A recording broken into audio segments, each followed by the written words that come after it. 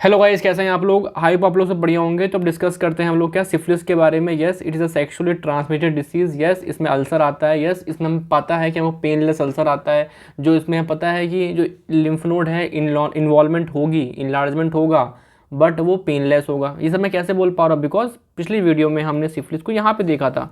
एक सेकेंड, पिछली वीडियो में सिफिलिस को यहाँ पे देखा था, जहाँ पे अल्सर भी पेनलेस था इसके अंदर का, और जो आपका लिम्फ नोड के इन्लार्जमेंट के अंदर वो भी पेनलेस था। ठीक है जी, तो दोनों चीज़ पेनलेस होगी। सेक्सुअली ट्रांसमिटेड इन्फेक्शन है, उसमें अल्सर कॉज हो रहा है, और भी चीज़ें होती है, देखेंगे। ठीक है, पहले देखते हैं कि यार कौन करा रहा है इसको। तो एक ग्रुप होता है स्पायरोकीट्स, जिसके अंदर आपका ट्रेपोनीमा है ना, बोरेला, लेप्टोस्पायरा, ये सब आते हैं, सारे बैक्टीरिया आते हैं। इनकी फर्दर स्पीसीज भी होती हैं बहुत सारी। तो स्पायरोकिट्स क्या हैं आपके, ये आपके मिसलिनियस बैक्टीरियाज होते हैं, कुछ उनमें आते हैं। जैसे बहुत पतले होते हैं, फ्लेक्सिबल इलोंगेटेड स्पायरल, आप देख पा रहे हो, है ना, हेलिकली कॉइल्ड होते हैं बेसिलाई। तो स्पायरोकिट्स हैं, बहुत पतले, इतने पतले कि इनका स्टेनिंग कर पाना बहुत मुश्किल है, इतने पतले कि लाइट माइक्रोस्कोप में दिखते ही नहीं है। ठीक है, और बहुत फ्लेक्सिबल, इनके आप अभी देखेंगे हम लाइव डायग्नोसिस में और अच्छे से बात करेंगे। लेकिन जो सिफिलिस है वो कौन करा रहा है, वो आपका ट्रिपोनीमा करा रहा है। ट्रिपोनीमा तो बहुत सारे होती है स्पीसीज, उनमें से कोई एक स्पीसीज कौन सी करा रही है, पॉजिटिव एजेंट क्या है, आप बोलोगे ट्रिपोनीमा पैलिडियम। ये इंपॉर्टेंट है अभी तक का। ठीक है, ट्रिपोनीमा पैलिडियम, तो ये आपका करा रहा है, ये एक स्पायरोकीट से। तो हम क्या समझते हैं स्पायरोकीट से, कि ये भी बहुत पतला होगा, फ्लेक्सिबल होगा, स्पायरल होगा। ठीक है, बेसिलाई होगा।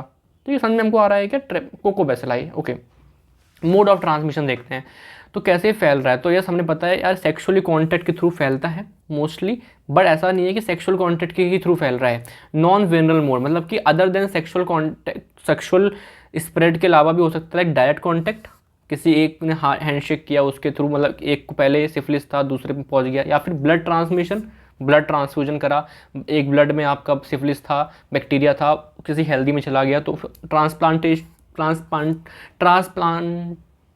ट्रांसमिशन, हाँ पानी का है, हाँ, ट्रांसप्लेसेंटल ट्रांसमिशन। ठीक है ना, तो आपको प्लेसेंटा माँ से बच्चे में जा सकता है। तो ये सारी चीज़ें पॉसिबल हैं, otherwise sexual contact most common हो गया।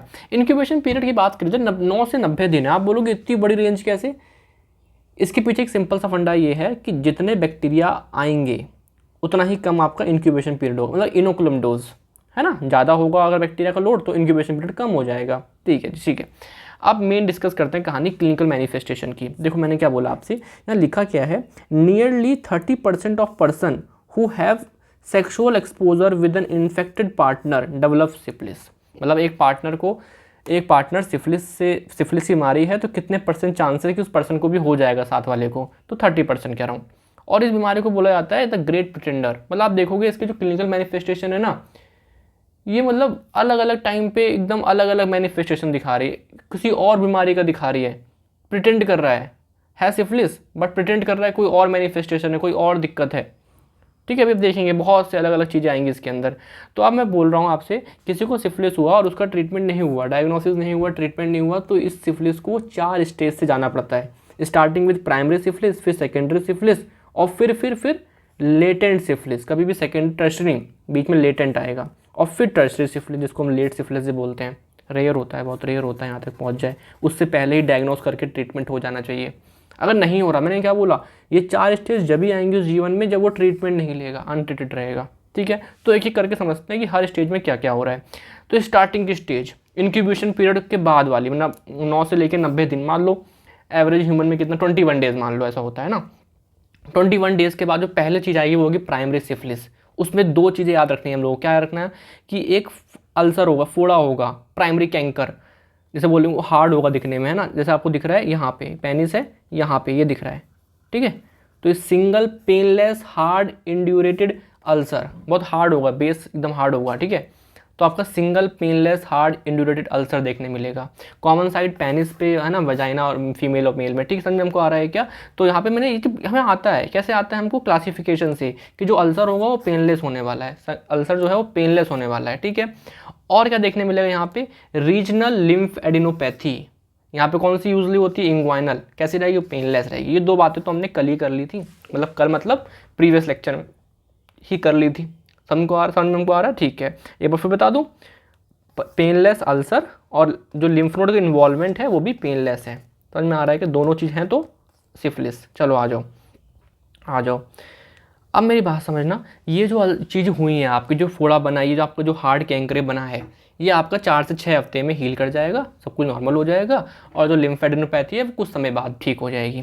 ठीक है, हो जाएगा, नॉर्मल हो गया। लेकिन मेरी बात समझना, ये सिफिलिस है अगर वो नॉन वेनरल मोड से आया है, कौन कौन से होते हैं मैंने बताओ, मैंने बताया था आपको, blood direct contact, blood transmission, इसके थ्रू आया है। अगर डायरेक्ट कॉन्टैक्ट थ्रू आया है तो जो कैंकरे होगा, जो हार्ड कैंकरे होगा, वो पेनिस पे या वेजाइना पे नहीं, लेबी पे नहीं बनेगा, वहाँ तो ना बनेगा, कहाँ बनेगा, फिंगर पे बनता है, मोस्ट कॉमनली कहाँ बनता है, फिंगर से बनता है। अगर ब्लड ट्रांसफ्यूजन के थ्रू आया बैक्टीरिया इन्फेक्शन, तो वहाँ पे कोई फोड़ा बनेगा ही नहीं। Primary chancre does not occur. समझ को आ रहा है क्या? तो जो मैंने स्टार्टिंग बताया कि यहाँ पे पेनिस के पास बन रहा है, तो मैं ये मान के चल रहा हूँ कि जो ट्रांसमिशन हुआ है वो सेक्सुअल कॉन्टैक्ट के थ्रू हुआ है। ठीक है, अगर वो डायरेक्ट कॉन्टैक्ट के थ्रू हुआ है हाथ शेयर करने से, तो आपका फिंगर्स मोस्ट कॉमन होता है, फिंगर से मोस्ट कॉमन होता है। ब्लड ट्रांसफ्यूजन है अगर ट्रांसमिशन का मोड, तो भैया वहाँ पे आपको देखने ही नहीं मिलेगा। ठीक है, अब ये सब कुछ हो गया, हील कर गया। अब क्या होगा, सेकेंडरी सिफिलिस का टाइम स्टार्ट हुआ। यहाँ पे क्या होगा बात समझना, सेकेंडरी सिफिलिस यूजली डेवलप 6 से 12 हफ्तों के बाद after the healing of primary lesion. मतलब उस इंसान को लगेगा चलो ठीक है यार, मैं ठीक हो गया, जो फोड़ा वोड़ा आया था, थोड़ा बहुत जो भी था वो चलो ठीक हो गया, हील कर गया, अब मैं सही हो गया। नहीं नहीं नहीं नहीं नहीं भाई, अब सेकंड स्टेज में जाने वाले हो आप, सेकेंडरी सिफिलिस होने वाला है आपको। ठीक है, सेकंड स्टेज में जा रहे हो, आपको कोई ट्रीटमेंट ले नहीं रहे हो, है ना। तो यहाँ पे क्या हुआ आपका, देखने मिलेंगे आपको पाम एंड सोल पे स्पेशली स्किन रैसेस देखने मिलेंगे, है ना। आपको क्या मिलेंगे, आपको पेप्यूल्स देखने मिलेंगे, कॉलीफ्लावर लाइक दिख रहा है आपको ऐसे, उसे बोलते हैं कॉन्डिलोमाटा लाटा, है ना, ये देखने मिलेंगे आपको यहाँ पे म्यूकस मेम्ब्रेन पे इरोजन, म्यूकोजल इरोजन देखने मिलेगा, इसे बोलेंगे म्यूकस पैचेस देखने, देखो जीप पे दिख रहा है ऐसे, है ना।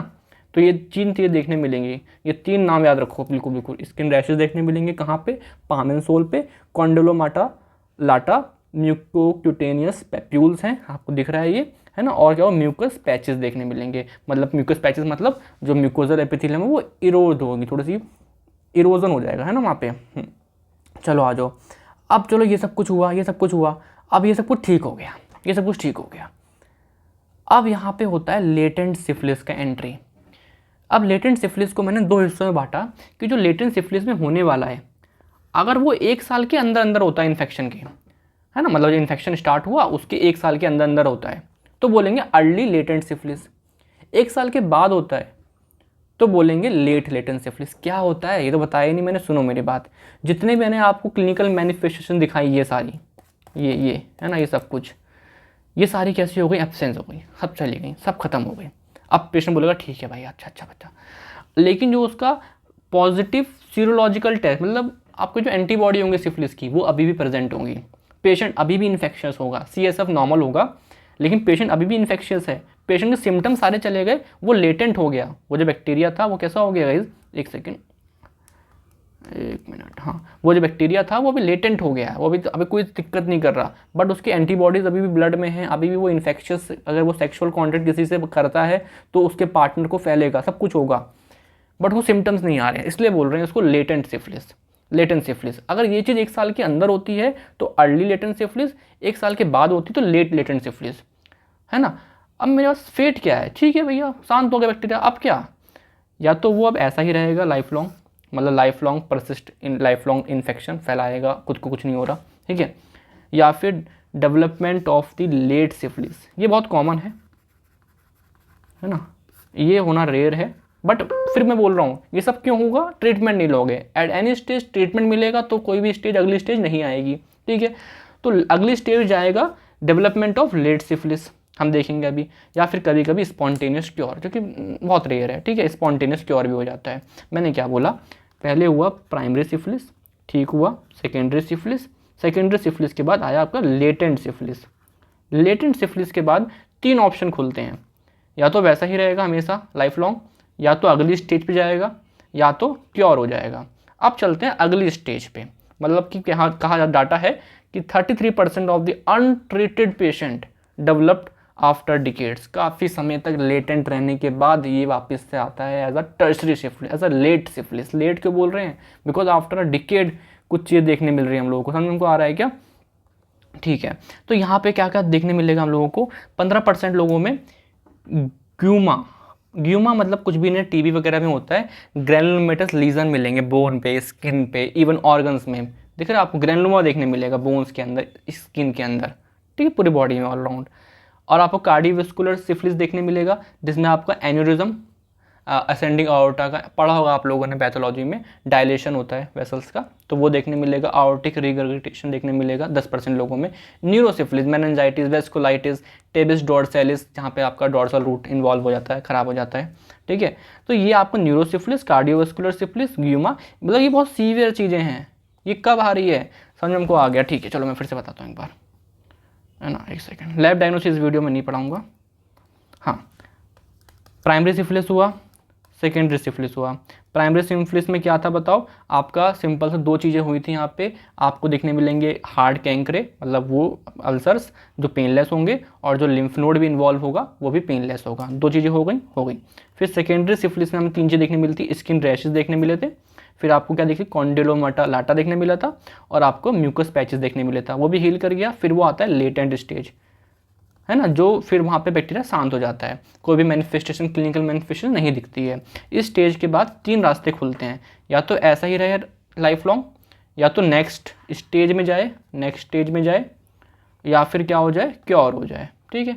नेक्स्ट स्टेज जब जाता है तो उस स्टेज को बोलते हैं हम क्या, आपका लेट सिफिलिस या फिर टर्शरी सिफिलिस, है ना, जहाँ पे आपको क्या देखने मिलता है, कार्डियोवैस्कुलर मैनिफेस्टेशन, मतलब कार्डियोवैस्कुलर आपका सिफिलिस, और आपका न्यूरोसिफिलिस, है ना, जिसमें मेनिंजाइटिस वगैरह देखने मिल रहा है, और या फिर आपका ग्यूमा, जहाँ पे आपको ग्रेनुलोमेटल लीजन देखने मिलते हैं। ये वर्ड सारे इंपॉर्टेंट हैं, ये वर्ड सारे इंपॉर्टेंट जो मैं बोल रहा हूँ आपको, ये वर्ड यूज़ करने हैं, ठीक है जी।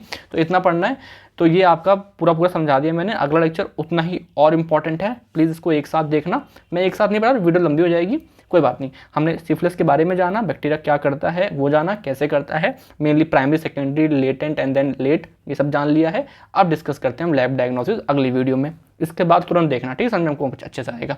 नोट्स तैयार है, बस थोड़ा सा अरेंजमेंट करना है, बाकी हो जाएगा, ठीक है। चलो, थैंक यू, बाय।